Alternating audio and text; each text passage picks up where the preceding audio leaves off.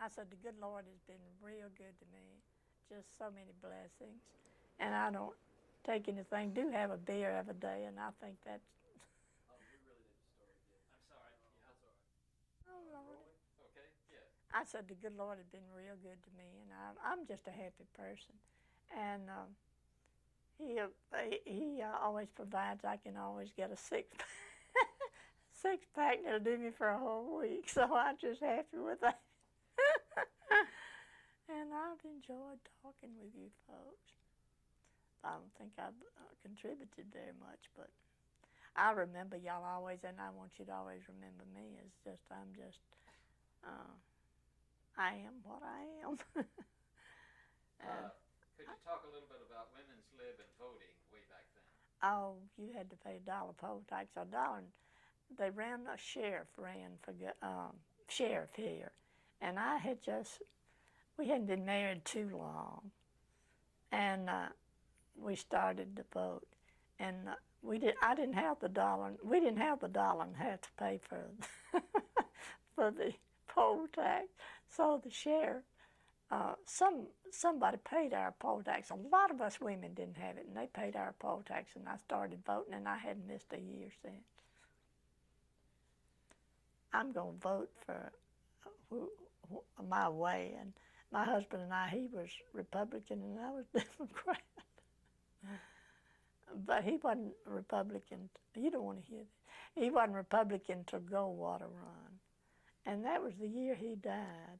And I remember our daughter came home. She lived in Florida and went in the hospital to see him. And she said, I know Goldwater lost the election, but why let it put you in the bed, put you in the hospital?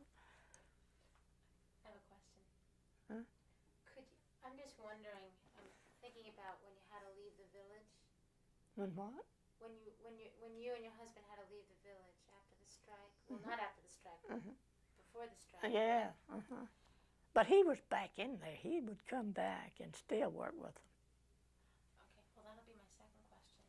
But could you describe to us how you actually left the village? I mean, what you were feeling, and if people watched when you left. Could you describe how you left and what that was like? Oh, it was terrible to leave, and we knew they were people. Yeah, they would see us. We just got a truck. A friend of ours came and moved us. And everybody was looking and knew why we were going, but they knew I could work if I'd wanted to. And there wasn't much sympathy. They thought, well, but it was terrible.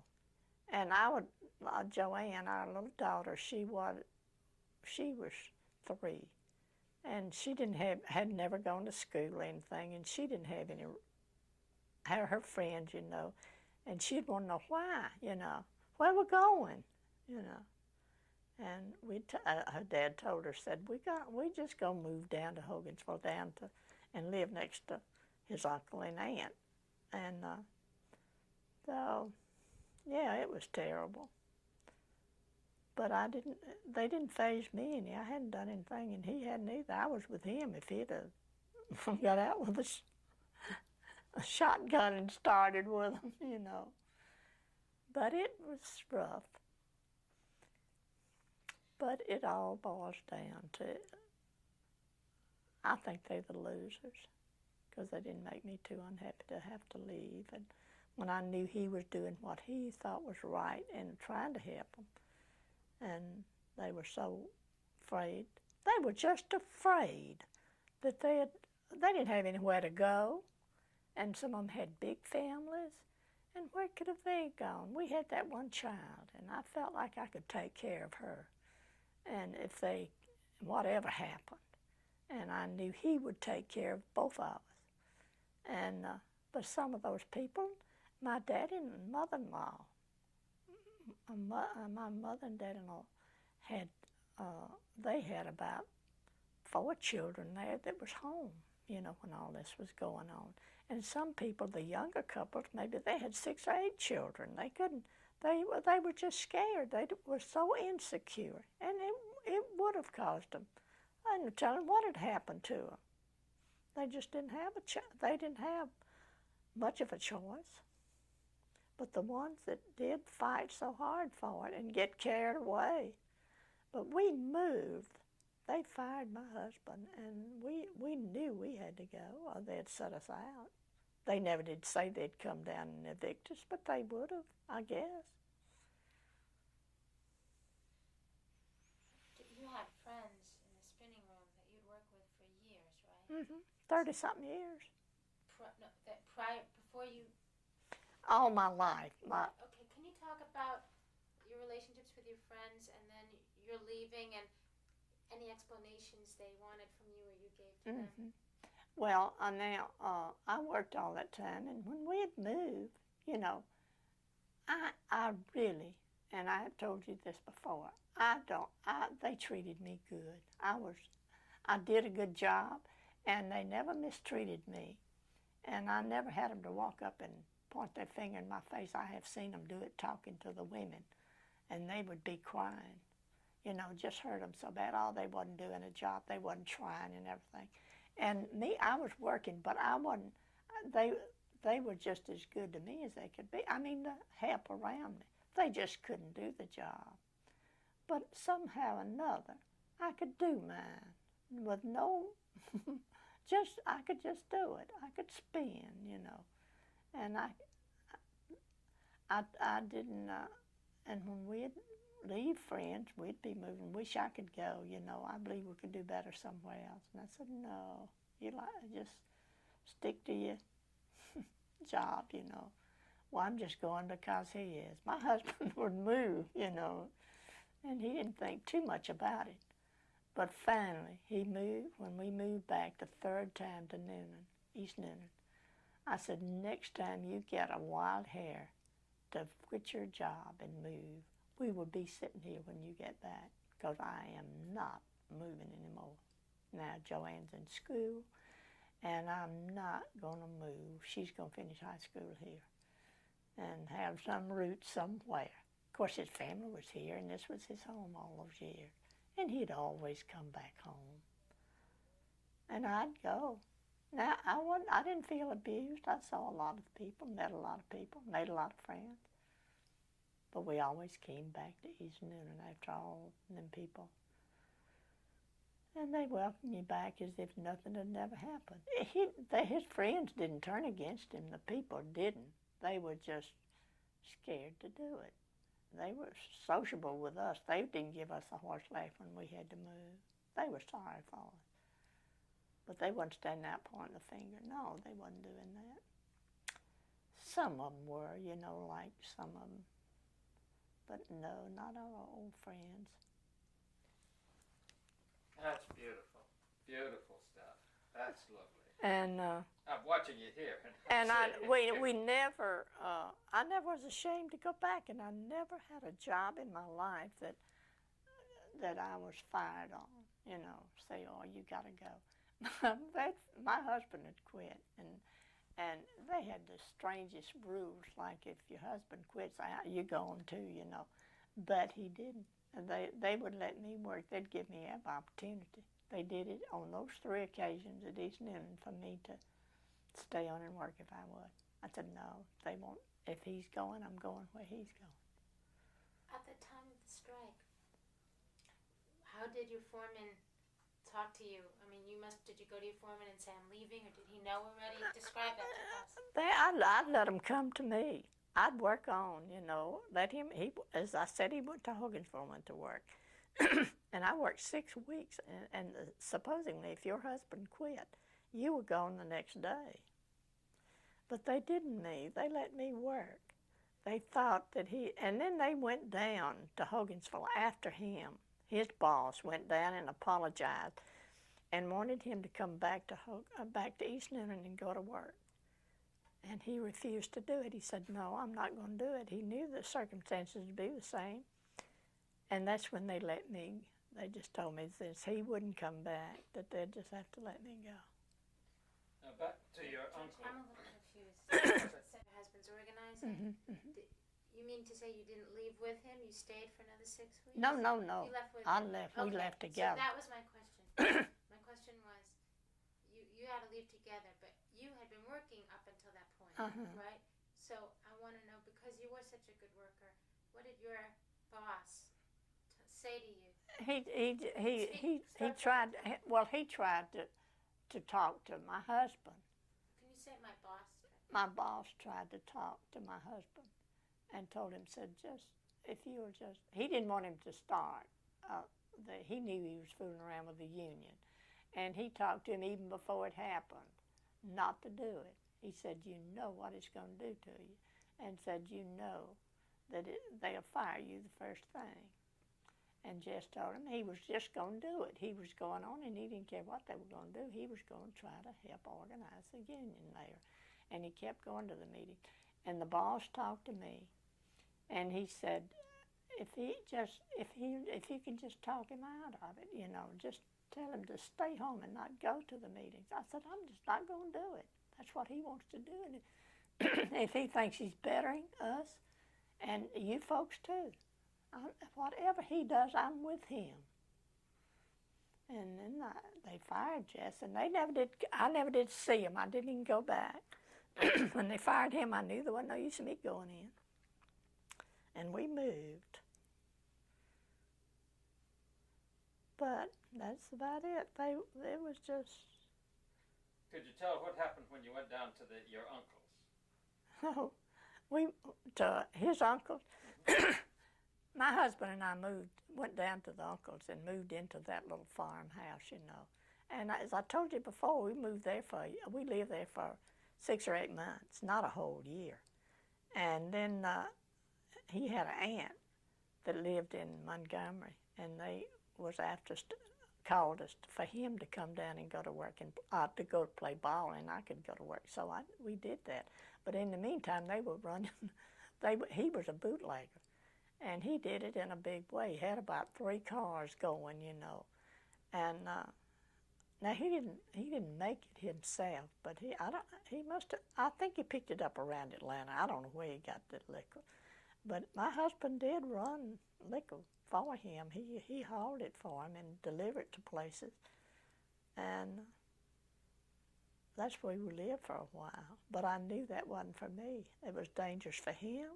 He could have gotten killed. He could have gotten arrested and been put under the jail, And I said, no, that's not for us. You can do it, but I'll make other arrangements. So he said, well, we'll move to Montgomery, and we did. And he played ball there for 6 years. We lived there. Okay. So excited. Say the first night he came home from a meeting. The first time, your husband. Yeah, the first time my husband came home from the meeting, he was so excited. And he told me who all was there. And there were a lot of responsible people. I mean, people that was our friends and everything, and he just was so excited about it. And if we can get this over, things are going to be so different, if we can just organize this union. Yeah, he was so excited. And the friends he called off, I thought, well, that's all right. We'll wait, whatever he wanted to do. I felt like he knowed what he was doing, and he did. But he knew, too, that if they knew, his name would be on the top of the list.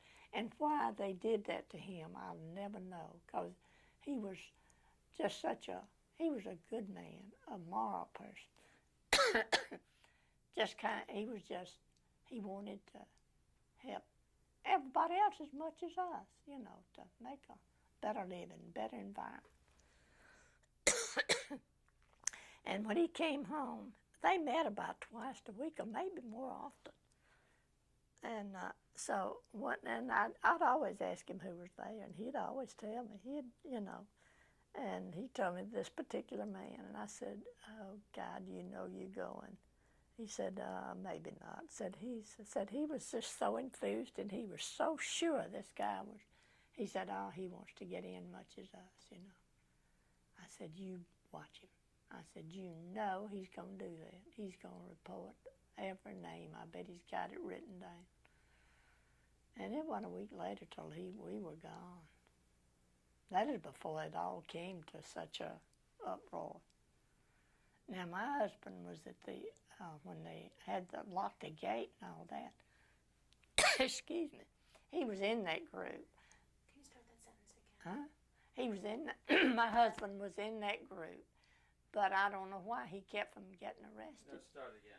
When my husband was there when they locked the gate. And at what point was this happening? At East Newnan, down at East Newnan Mill. And this is the beginning of the strike part? Yeah, this was the beginning of the strike. My Okay. husband was there in the group. Okay, let's start one more time because I cut you off. I'm sorry. Well, we were there when they locked it. My husband was in this group when they locked the gate. They put chains and locks on there, and he helped do all that. And he's already gone. He was already not working, and I didn't know what was going to happen to him. I thought, well, what in the world's going to happen? He could get killed, anything. I didn't know, but he helped do that, and then he came home that night. After it was all that, but they were still over there all night long.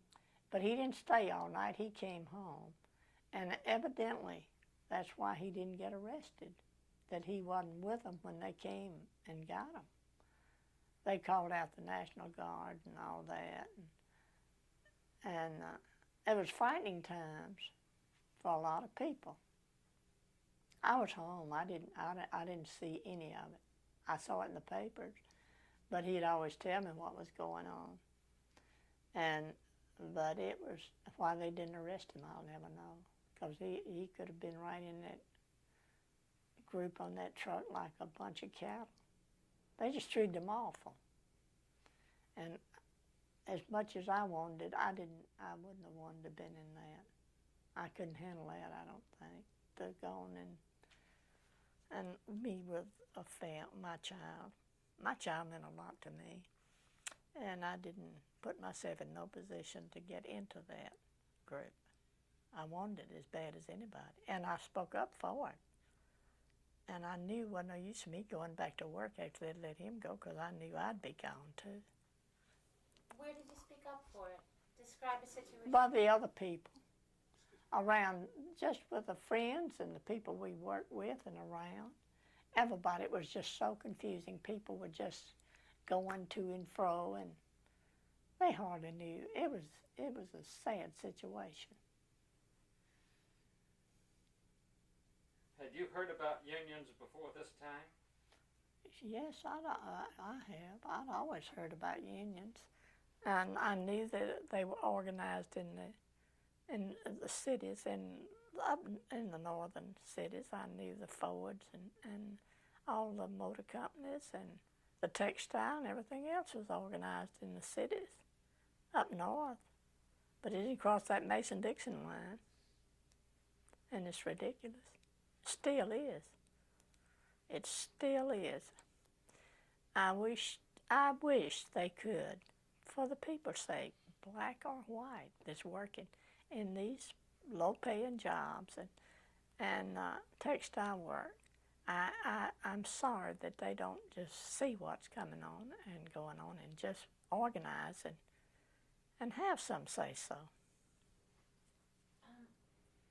You said that you were reading the newspapers about the strike? Yeah. Could you talk about reading these articles in the newspapers? And I know it's a long stretch, but if you could remember the way the coverage was and the way they wrote about it. Well, they were front page. It was on the front page, and the people on the trucks and things. Well, it showed them, and then showed them when they put him in outside in a prison or something, just a wired-in place or something. And it showed all those pictures, and that even frightened people more. They just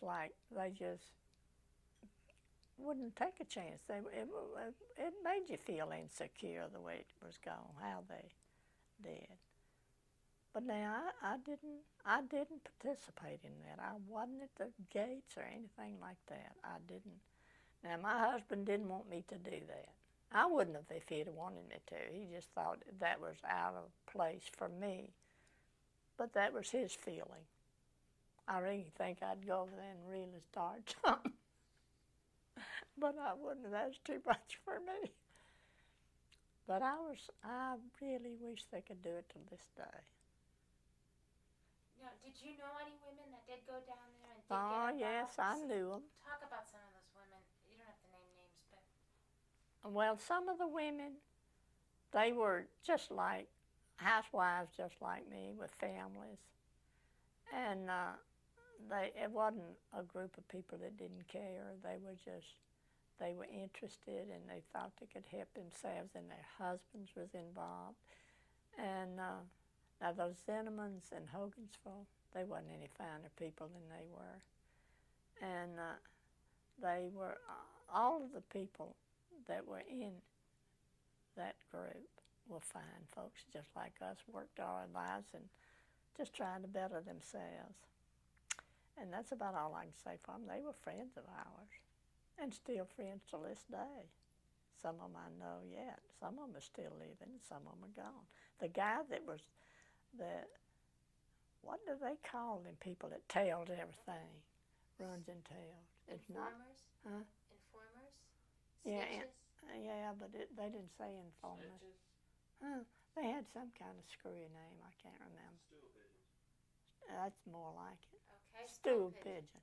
Say it Let's again. start at the beginning and talk about the stool pigeons then. Well, the stool pigeons, I didn't like them then, and I don't like them to this day, and I never will like a stool pigeon. I don't care in what business you're in or what are you trying to do. I hate people that tell on each other.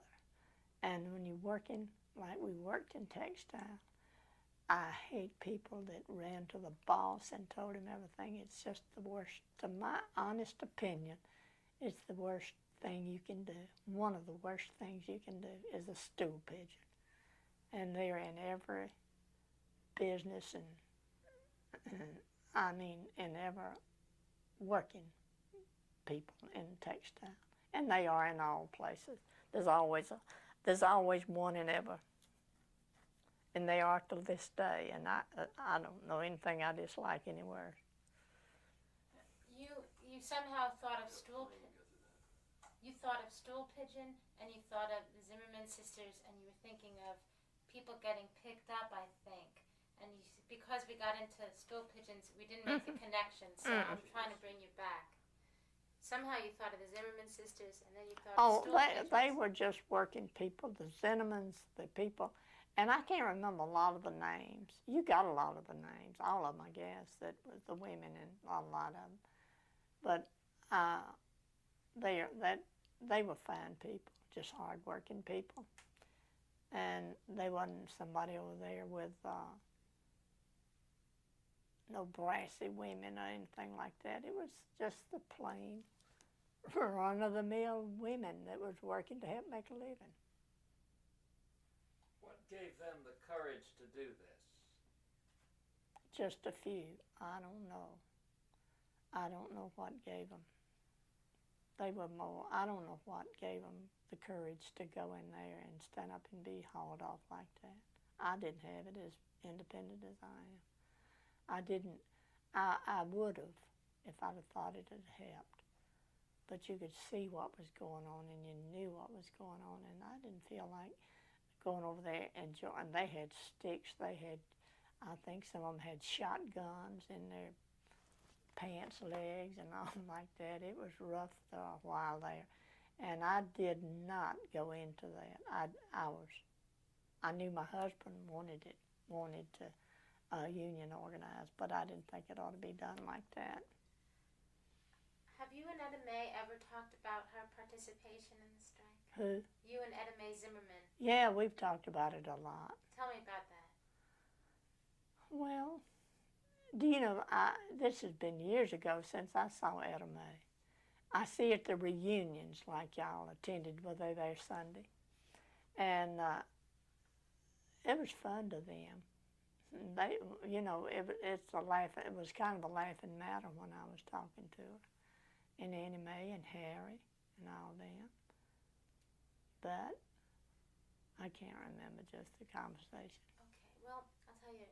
Have you ever told Etta Mae that you respected her for what she did? I sure did. Tell Etta Mae now, but pretend I'm Etta Mae. Well, Etta Mae knows that she was my friend, and Annie Mae and her other, what's the other girl's name?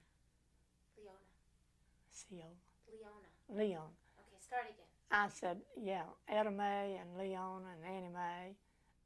they were great. They were I just love them, and I admire them for doing what they did, even if they were cut down and never got what they were working for. I admire them. I admire them till this day. And they might not, well, they knew. Well, see, they were in Hogansville, and they came here. And that's the reason I didn't, I didn't even know they were there. But I wouldn't have gone. That just wasn't my type of cup of tea, is to get into that group. I knew my husband was working at it, and I was happy that he was, and I was with him 100%. But I just wasn't going to get in there into something that'd be hauled off like that. And you might think, well, I wasn't very interested, but I was. But I didn't need that. And I think it was so wrong for him to be treated like dirt. Now, you were going to say something. Mm-mm. You know, I've read a number of letters from people that wrote in protesting the use of the National Guards, and people that were just up in arms at the way that the folks were treated, and even evictions like yours. And I wonder if you might want to talk about if you ever saw any people in the community get so upset at the treatment that they saw of the Union people or yourself. Did they ever do anything about it, even though... No, there was never nothing done about it. Start from the top. Well, I don't think there's anything ever done. They never showed no sign of, they didn't go from house to house talking about it. And the National Guard was doing their job. They were called to do what they done. And they hated the National Guards, but I said, they doing their job. They were sent there. And they didn't rough up anybody. But now, people didn't run and hide in their house and close the doors and all that jazz. But they talked about it among themselves. They didn't talk to us about it because they knew how we felt about it. And as far as the Zinnemans, I just think a lot of them. But they were different. They were coming from down there. I didn't even know they were there. I didn't know the Zinnemans were there till I saw it in the paper. And I didn't know. They didn't have the same organized. They might have had the same group trying to organize, but they were doing it a different night. They did it at night, I believe a couple of nights a week in East Noonan. And I don't think they met in the village in East Noonan. They went out somewhere. And then in Hogansville, maybe he'd be down there the next 2 nights, 2 nights a week. And I didn't know all that was going on about the women. But I knew they were in there, but I didn't know who. And my husband never asked me to go. I wouldn't have gone. As much as I'd like to see them organized, I just wasn't going to participate like that. I didn't think that was what they needed. But that was their only way they had to do it. They just had to come out and I look back now and said they just thought they'd be more, they were so outnumbered, So I don't know. I wish it could be organized. I have one more question. 2 minutes left. We have 2 minutes, okay. Do you have a message for young textile workers who are struggling to unionize now, and address them? Mm-hmm.